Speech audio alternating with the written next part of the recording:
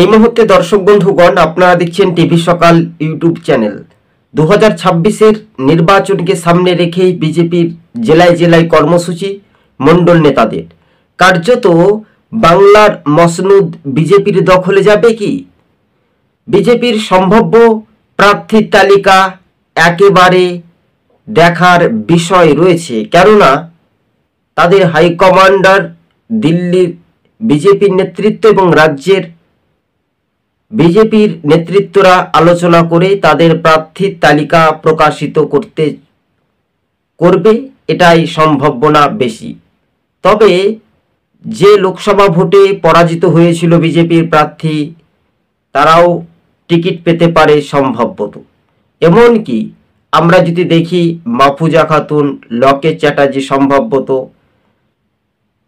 শ্রমিক ভট্টাচার্য, এছাড়াও অনেক বিজেপির অসংখ্য মণ্ডল নেতা থেকে যারা 24-এর লোকসভা নির্বাচনে ভোটে পরাজিত হয়েছিল শাসক দল তৃণমূলের কাছে, তারা পুনরায় প্রতিদ্বন্দ্বিতা করতে পারে বা টিকিট পেতে পারে, এমনটাই সম্ভাবনা। তবে আপনাদেরকে নিশ্চিন্তে আমরা বলতে পারি 2026-এ নির্বাচনে তৃণমূলকে মানুষ ভোট দেবে কি দেবে না, তৃণমূল কি হারবে, এটা একটা সম্পূর্ণভাবে আলাদা ভিত্তিহীন। কিন্তু চতুর্থবারের জন্য বিজেপির বিরোধী দলনেতা শুভেন্দু অধিকারী কতটা তৃণমূলকে একেবারে বেঁকে ফেলতে পারে সেটার উপর নির্ভরশীল। তবে ভারতীয় জনতা পার্টি কার্যত এবার ক্ষমতায় ফেরার একটা চান্স রয়েছে বলে এমনটাই কেন্দ্রীয় নেতৃত্ব বিজেপির জানিয়েছেন।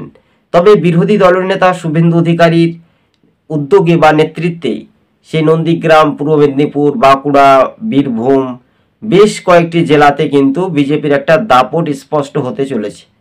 যদি আমরা দেখি তাহলে এবার সংখ্যালঘু ভোট তৃণমূল পাবে কি পাবে না।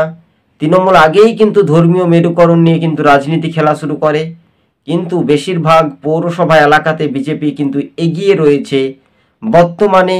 আর যেখানে উপনির্বাচনে যে তৃণমূলে জয় হচ্ছে, স্বাভাবিকভাবে বলা যেতে পারে তো যেখানে শাসক দল তৃণমূল ভোট করতে দেয় না, মানুষকে ভয় ভীতি প্রলোভন বিভিন্ন রকমের আঘাতহীন বলা যেতে পারে।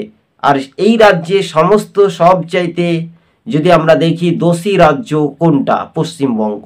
294টি বিধানসভার সম্ভাব্য বিজেপির প্রার্থীর তালিকায় একেবারে কেউ পুরাতন হতে পারে, কেউ নতুন হতে পারে, কেউ বিধায়ক অন্য দল থেকে এসে বিজেপিতে জয়েন করতে পারে। কিন্তু সময়টা অনেকটা বাকি রয়েছে, হাতে মাত্র 8 মাস সময় রয়েছে, আমরা বলতে পারি 1 মাস সময় রয়েছে, 1 বছর।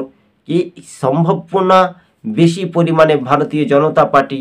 এছাড়াও আমরা যদি দেখতে পাচ্ছি দিলীপ ঘোষদের মতো হেভিওয়েট নেতা, লকেট চ্যাটার্জি, এছাড়াও আরও বেশ হেভিওয়েট বিজেপির প্রার্থী কিন্তু নতুন মুখ হওয়ার সম্পূর্ণভাবে একটা আলাদা হতে পারে।